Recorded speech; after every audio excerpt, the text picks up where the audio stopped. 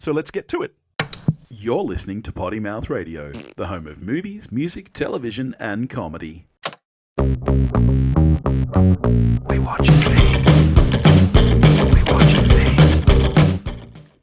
Hello, everybody. Wimmy wham wham wazzle, as I love to say. No. Welcome back. I banned that shit about 2 years ago. No. It's back, baby. It's making a comeback. Wimmy wham wham wazzle. How you doing, mate? I'll be better after I edit that out tonight. Yes, I am good. I am very good. Yeah. Well, you have taken over all of the editing now, so hopefully you can take away all my crap. Although I am a bit scared because you did show me how well the AI generator is at making me say things. So. You will be replaced. Give me a couple of weeks to learn the ins and outs, and I won't need you anymore. I'll just write the whole thing and just let the robots do it. Dave is just the greatest, and I am so lucky to have him as my co-host, mentor, and friend. But this week we are talking about one of your most anticipated films of the year, Death of a Unicorn, a 2025 American comedy horror film written and directed by Alex Schaffman in his directorial debut. It stars Paul Rudd and Jenna Ortega, which is a shame, as a father and daughter, Will Poulter, Taya Leone, and Richard E. Grant. And what is it about, Dave? It is about how the rich suck.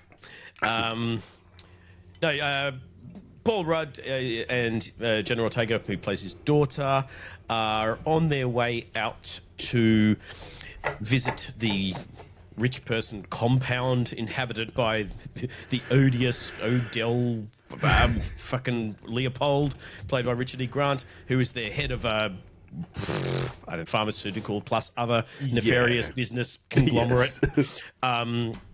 And his wife, Taya Leone, there's sort of spoilt rich kid's son, Will Poulter, and servants, because Odell, Richard E. Grant, is about to die from 50,000 tumours. He's basically on death's door.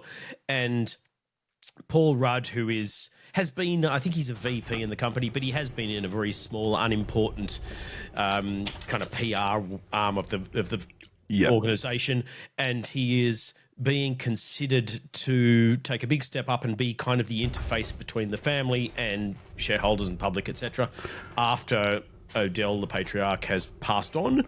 And this is kind of like a glorified job interview for them to kind of get a sense of him, and they've insisted he bring his daughter along because they want to know, because family is very important to them. Family is important indeed. Yeah. Jenna Ortega and Paul Rudd have a strained relationship because the mother recently died and he has been fairly shit at being a dad, focusing everything on work, mistakenly thinking, well, that is how I provide for her, because as it turns out, he promised the late wife that he would, look after her. And then, just before they get to the compound, as happens in these situations, of course, they run into a baby unicorn and mortally wound it. Paul Rudd, out of mercy, beats the living shit out of it with a tire iron, spraying them both with unicorn blood, and for some reason decide that the best thing to do is not kind of just throw it down the ravine, but to put it in the boot of their car and continue on their merry way. Yeah. As the family find out about this thing and the healing properties that it turns out unicorns have, they do what rich people do and decide how to profit from it. Yeah. And it turns out the unicorns are not all My Little Ponies. Yeah. So let's get into it then. As I mentioned, this was one of your most anticipated films of the year. I think you reminded me last week it might have been your third, below Second or The third, Monkey. And The Monkey was first, and then this and The Gorge were 2 and 3, or 3 and 2. And so far I'm batting pretty strongly on my most anticipated, unlike yourself. Even after this. And we will have a discussion about this. Well, you and I haven't spoken about this at all. I saw this at an advanced screening. I think it was the day before it released here in Australia. It's still 2 days from release, I think. Okay, well, there you go. At time of record. Yeah. Look, this film has been getting really good reviews. Very mixed from what I've seen. Okay, that makes more sense to me. They're either fairly strong or really negative. There's a lot of kind of 1 stars and a lot of 4 stars that I've seen. Okay. I guess it depends where you're looking and what kind of people you're reading and stuff. Yeah, and what you're kind of expect, because I think I'll not show all my cards, but I think the inexperience of the filmmaker does come through a little bit in terms of the film doesn't seem to know exactly what it wants to be. Okay, I'm glad you feel the same way I do about that, because I knew nothing about this film before you mentioned it in your most anticipated. I promise you're going to watch. I did end up seeing a trailer for this a few weeks ago. It may have been when I saw Mickey 17. There may have been a trailer for this. And I thought the trailer looked good. I mean, I like Paul Rudd. I don't like Jenna Ortega, but what I will say is that this is the most I've ever liked her. I think she's actually quite good in this role. Tay Leone is a fucking movie star. I love Tay Leone. Where has she been? Why have we not had her for fucking years? I don't know, but she's the best thing about this film for me. Second best. This movie is fine. I think my expectations were too high after how much you were excited for it. I thought the trailer looked good. I had read good things. I think it misses the mark in a lot of ways. I think this movie, like you say, it doesn't really know what it wants to be. It's marketed as a horror comedy. I don't think it's a funny movie. Oh, wow. I think there's very little humor in this movie. I did not laugh. Damn. I think it's a satirical movie, obviously, about the rich, but I don't think it's done in a funny way, and I actually don't think it's done in an interesting way at all. Ouch. Once you get into the horror elements, which takes a long time to get there, it's a short movie, but it's only the final half hour that I would define as having any kind of horror elements. Some of those sequences are fun, but I still feel like this movie just has no idea what it's trying to be. I feel like someone was like, hey, this is a fun premise. Unicorns are real. They take revenge against someone who kills one. That's a fun idea. This movie's not fun. So that's how I feel about it. Why don't you rebut? Because I can tell that you want to. Look, I was kind of hoping this was going to be a 5 out of 5, hilarious. The cast were amazing. It was a very well cut together trailer that I think really pushed the comedy, horror comedy part of it beyond what I think the film actually has, and doesn't attempt to make itself appear to be a eat the rich satirical anything, which it kind of half-assed tries to do as well. And I think that's the inexperience of Shaftman as writer. I think the directing's fine. It's competent. Yeah. It's not wowing, but it's perfectly good. But I think the inexperience in the writing comes through in the fact that it's trying too many things and not really 100% delivering any of them. But I did find it very funny. I laughed numerous times. Really? It's almost entirely down to Tay Leone, and particularly Will Poulter for me steals this film. He is hilarious. Yes, Will Poulter is probably the member of the family that I like the most after Tay Leone. Oh, they're all horrible. They're all horrible. But none of them are funny. Poulter, I thought, was every single line he had, I thought he hit it out of the park. The only time I thought it was funny was, there's the ongoing gag of him yelling out to the butler. Oh, Griff. And him, Griff. And him being like, who is very funny in a subdued background role. But the only parts I thought were kind of funny were him constantly yelling out, Griff, and then being like, he loves to do that. And it's like, okay, that's kind of funny. I didn't laugh out loud at anything. Even stuff I'd seen in the trailer, like Poulter, when they're all gathered around the corpse of this unicorn, sort of looking down and going, I really don't think I should be in swim shorts for this moment. Yeah, right. I'd seen the trailer about 5 or 6 times, and I still laughed watching the film at that line and about... we found the cure for cancer. Cancer? That's the biggest one!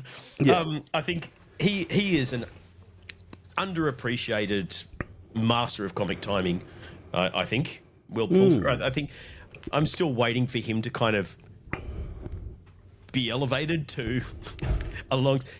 He's a better actor, a better comedian at everything than, say, Timothée Chalamet or people that are getting real A-list treatment. I think Poulter is a much better performer. I mean, I'm trying to think of what else I've seen him in. He's in... Is it We're the Millers that he's in?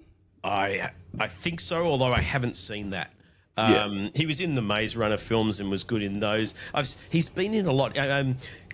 one thing which I've been meaning to watch with the kids, but it doesn't seem to be on Netflix anymore, is that special Black Mirror one-off Bandersnatch, the interactive one.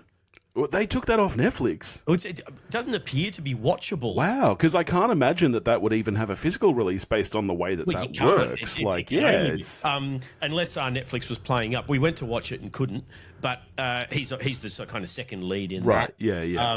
He's a lot of stuff. He's always good, and I thought he just shone in this. I thought he was Right, great. Taylor Leone is just a gift to the world, and yes, has not. I been was in very nearly happy to enough see her stuff. again because I love Taylor Leone, and she is her line delivery in this is so yeah, good. she's very good in this. That And as I porn said, was very girthsome.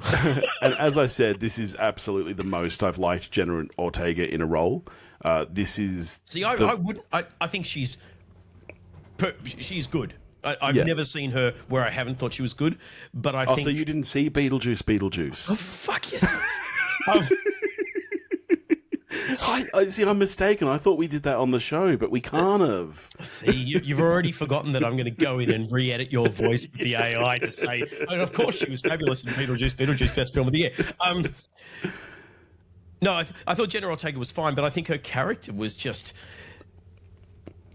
a little bit like, what's her name? Melissa Barrera in Abigail. She's perfectly fine, but she's the most uninteresting character in the film. She's the moral center, the main character. All the other people have the funny lines and the over-the-top exaggerated characters, like in Abigail, and it kind of makes her performance, I thought, a little drab by comparison. See, that's wild to me because to me, she's the only one that's interesting by virtue of being the only one that is in any way reacting in a realistic fashion to this thing.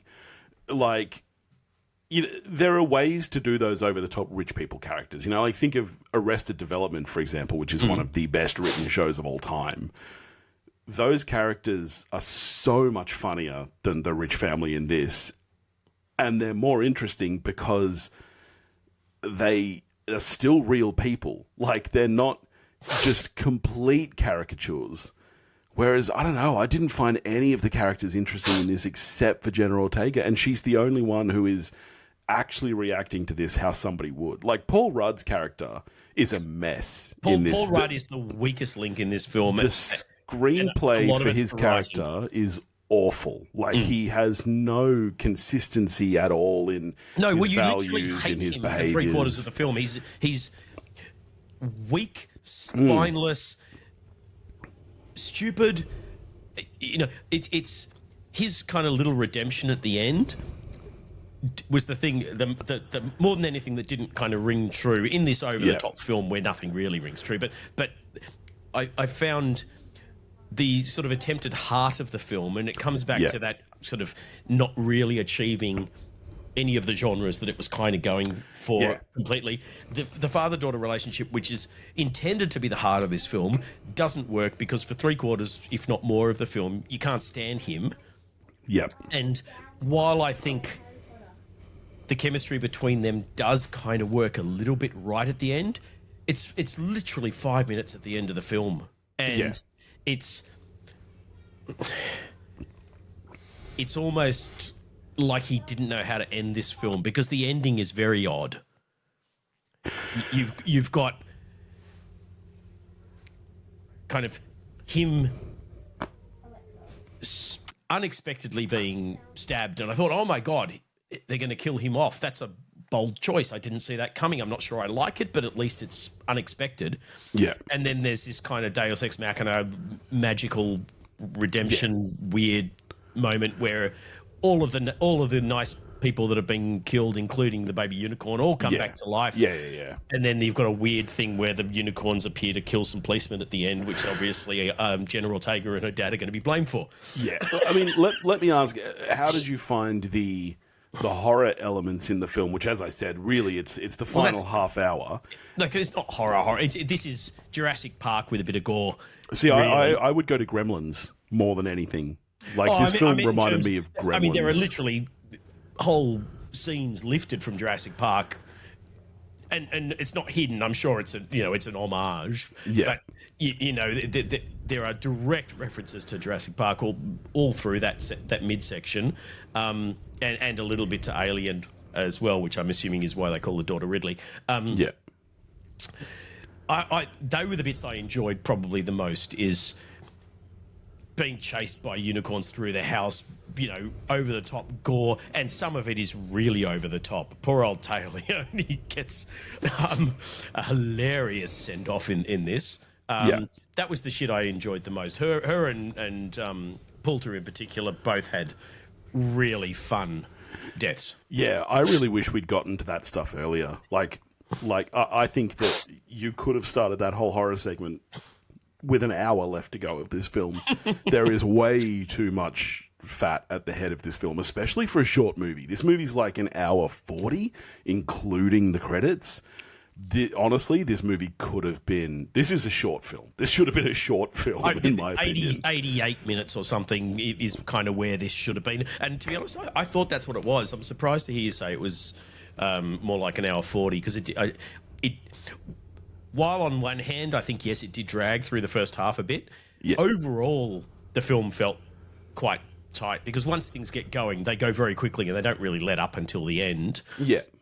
But we didn't need all the preamble trying to establish, because it's done so poorly, the preamble trying to establish their fractured relationship and the reasons for it, and all it does is make him look like a dickhead. Yeah.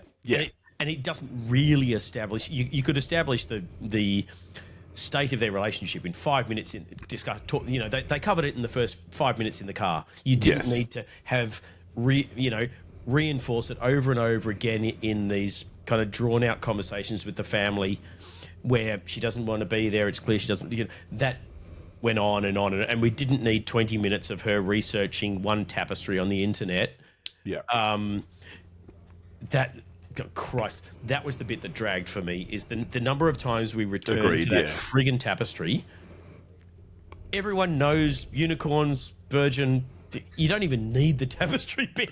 I was surprised at how much they fixated on the tapestry, because it's like there are a heap of stories and legends about unicorns, and she just looks at this one thing and looks at it, like you say, for a long time in the movie. And you didn't need the and the hidden tapestry that no one's looked at that actually shows the unicorns fighting. Yes. That was so unnecessary. Oh, and also, like, the entire tapestry has been destroyed, but here's a recreation of what we think was probably on the tapestry.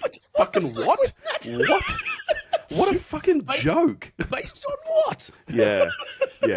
It was... I just thought this movie was not very well written and not super well put together. Like, I had a fine time. I don't regret sitting in the cinema for it, but mainly that comes down to the runtime. If this was an extra 10 to 15 minutes, I would be much, much more disappointed. Oh, wow. You are significantly lower on it than I.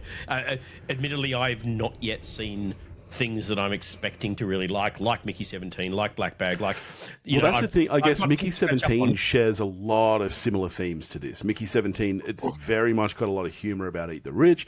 It's very much about the destruction of natural creatures and everything. Like, honestly, it's got a lot of threads in common with this. So watching this the week after that, I think it definitely hurt it. I do feel sorry for Sharp, because it's a little harsh to be the person who's being judged on their satirical chops as a writer a week after Bong Joon-ho.